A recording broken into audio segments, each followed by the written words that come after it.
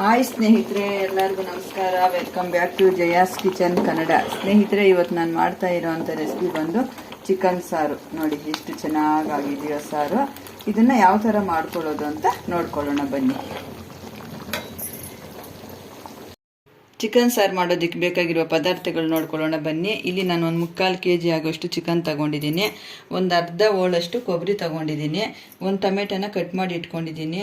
ಅಚ್ಕಾರದ ಪುಡಿ 1 ಸ್ಪೂನ್ ತಗೊಂಡಿದ್ದೀನಿ. ಧನಿಯಾ ಪುಡಿ 3 ಸ್ಪೂನ್ ತಗೊಂಡಿದ್ದೀನಿ. ಸ್ವಲ್ಪ ಪುದೀನ, ಒಂದು ಈರುಳ್ಳಿನ ಕಟ್ ಮಾಡಿ ಇಟ್ಕೊಂಡಿದ್ದೀನಿ. ಸ್ವಲ್ಪ ಶುಂಠಿ ತಗೊಂಡಿದ್ದೀನಿ.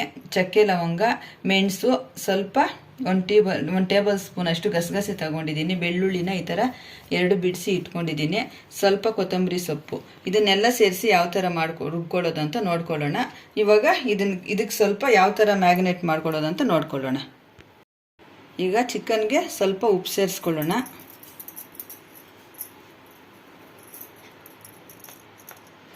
ಸ್ವಲ್ಪ ಅರಿಶಿನ ಸೇರಿಸ್ಕೊಳ್ಳೋಣ. ಇದೆಲ್ಲ ಸೇರಿಸಿ ಚೆನ್ನಾಗಿ ಮಿಕ್ಸ್ ಮಾಡಿ ಈ ಥರ ಕಲಸಿ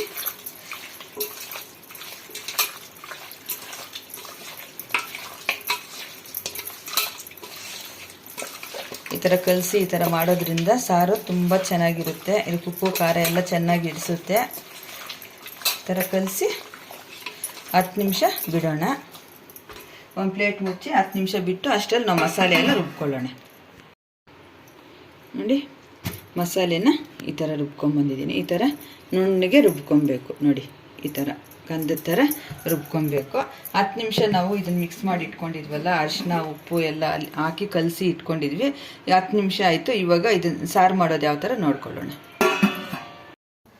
ನೋಡಿ, ನಾನೊಂದು ಪಾತ್ರೆ ಬಿಸಿಗೆ ಇಟ್ಕೊಂಡು ಈ ಥರ ಆಯಿಲ್ ಸೇರಿಸ್ಕೊಂಡಿದ್ದೀನಿ. ಆಯಿಲು ಸ್ವಲ್ಪ ಬಿಸಿ ಆಗಲಿ. ಇವಾಗ ಈರುಳ್ಳಿನ ಈ ಥರ ಕಟ್ ಮಾಡಿ ಸೇರಿಸ್ಕೊತಾ ಇದ್ದೀನಿ.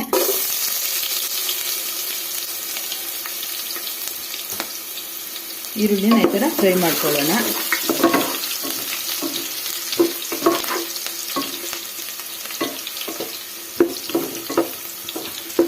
ಕೆಂಪುಗೆ ಫ್ರೈ ಮಾಡ್ಕೊಳ್ಳೋಣ.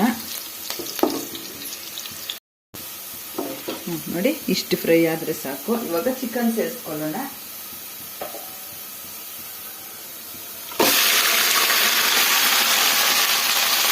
ಆಮೇಲೆ ಸ್ವಲ್ಪ ನೀಟಾಗಿ ತೊಳೆದು ಮತ್ತು ಉಪ್ಪು ಅರಿಶಿನ ಸೇರಿಸಿ ಕಲಸಿ ಇಟ್ಟಿರೋದು. ಈ ಥರ ಮಾಡ್ಕೊಳ್ಳೋದ್ರಿಂದ ಸಾರು ತುಂಬ ಟೇಸ್ಟಾಗಿರುತ್ತೆ.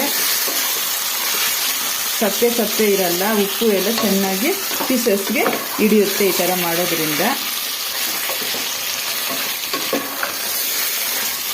ಎಣ್ಣೆಯಲ್ಲೇ ಒಂದು 5 ನಿಮಿಷ ಚೆನ್ನಾಗಿ ಫ್ರೈ ಮಾಡ್ಕೊಂಬಿಡೋಣ.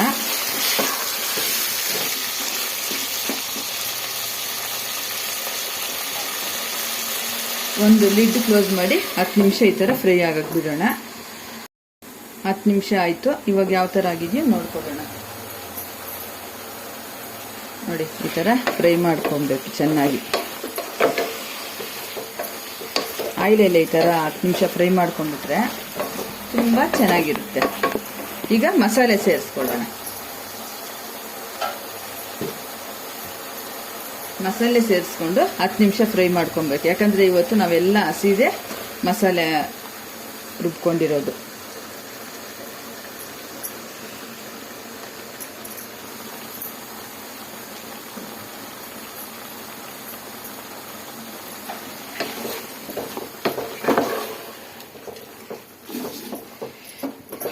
ಚೆನ್ನಾಗಿ ಥರ ಮಿಕ್ಸ್ ಮಾಡಿಕೊಂಡು ಮಸಾಲೆಯಲ್ಲಿ ನೀರು ಹಾಕ್ದಿರ ಒಂದು 10 ನಿಮಿಷ ಚೆನ್ನಾಗಿ ಕುದಿಸ್ಕೊಳ್ಳೋಣ. ಉಪ್ಪು ಅರಿಶಿನ ಏನು ಸೇರಿಸೋ ಅಗತ್ಯ ಇಲ್ಲ. ಇವಾಗ ಆವಾಗಲೇ ನಾವೆಲ್ಲ ಸೇರಿಸ್ಕೊಂಡ್ಬಿಟ್ಟಿದ್ದೀವಿ. 10 ನಿಮಿಷ ಲಿಡ್ ಕ್ಲೋಸ್ ಮಾಡಿ ಬೇಯಿಸ್ಕೊಳ್ಳೋಣ ನಾವು.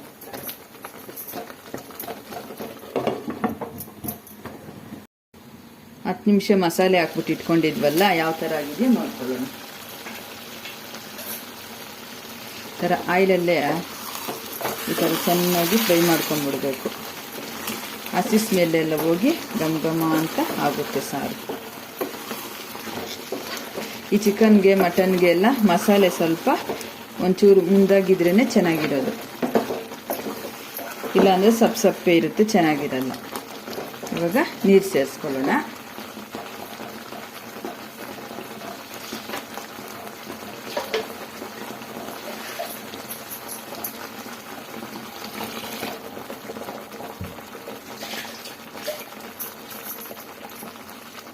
ಜಾರು ತೊಳೆದು ನೀರು ಸೇರಿಸ್ಕೊತಾ ಇದ್ದೀನಿ.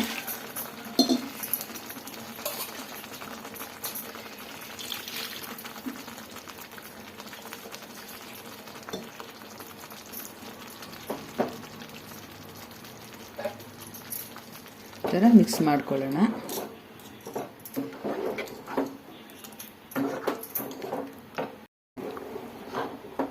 ಇಷ್ಟಾದರೆ ಸಾಕು. ಜಾಸ್ತಿ ಗಟ್ಟಿನೂ ಇಲ್ಲ, ಜಾಸ್ತಿ ತೆಳುವಾಗೂ ಇಲ್ಲ.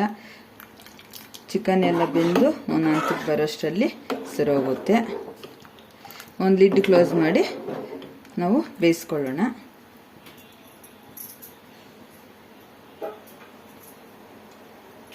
ಒಂದು 10 ನಿಮಿಷ ಬೇಯಿಸ್ಕೊಳ್ಳೋಣ. ನಾವು 10 ನಿಮಿಷ ಇಟ್ಕೊಂಡಿದ್ವಲ್ಲ, ಯಾವ ಥರ ಬೆಂದಿದೆಯೋ ಸಾರು ನೋಡ್ಕೊಳ್ಳೋಣ.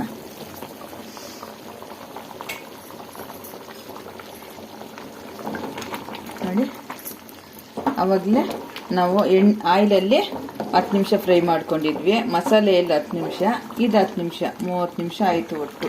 ಇವಾಗ ಯಾವ ಥರ ಬೆಂದಿದೆಯೋ ನೋಡ್ಕೊಳ್ಳೋಣ. ಒಂಚೂರು ಬೇಯಬೇಕು. ಈ ಟೈಮಲ್ಲಿ ಉಪ್ಪು ಖಾರ ಎಲ್ಲ ಟೇಸ್ಟ್ ಮಾಡಿ ಕಡಿಮೆ ಇದ್ದರೆ ಸೇರಿಸ್ಕೊಬೋದು. ಇವಾಗ ಒಂದು 2 ನಿಮಿಷ ಲಿಡ್ ಕ್ಲೋಸ್ ಮಾಡಿ ಬಿಡೋಣ. ಈಗ 2 ನಿಮಿಷ ಆಯಿತು. ಸೂಪರಾಗಿ ಚಿಕನ್ ಸಾರು ರೆಡಿ ಆಯಿತು. ಈ ಥರ ಸಾರನ್ನ ನಿಮ್ಮ ಮನೆಯಲ್ಲೂ ಒಂದ್ಸತಿ ಟ್ರೈ ಮಾಡಿ ಯಾವ ಥರ ಬಂತು ಅಂತ ಕಮೆಂಟ್ ಮಾಡಿ. ಸೂಪರಾಗಿ ಸಾರು ಕಂಪ್ಲೀಟಾಗಿ ರೆಡಿ ಆಯಿತು.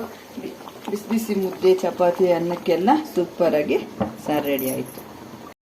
ಬಿಸಿ ಬಿಸಿ ಚಿಕನ್ ಸಾರು ರೆಡಿ ಆಗಿದೆ. ವಿಡಿಯೋ ಇಷ್ಟವಾದಲ್ಲಿ ಲೈಕ್ ಮಾಡಿ, ಶೇರ್ ಮಾಡಿ, ಕಮೆಂಟ್ ಮಾಡಿ. ಹಾಗೆ ನಮ್ಮ ಚಾನಲ್ನ ಸಬ್ಸ್ಕ್ರೈಬ್ ಮಾಡಿಕೊಂಡು ಸ್ಕಿಪ್ ಮಾಡಿದಿರೋ ಕೊನೆ ತನಕ ವಿಡಿಯೋ ನೋಡಿ ತುಂಬ ಧನ್ಯವಾದಗಳು.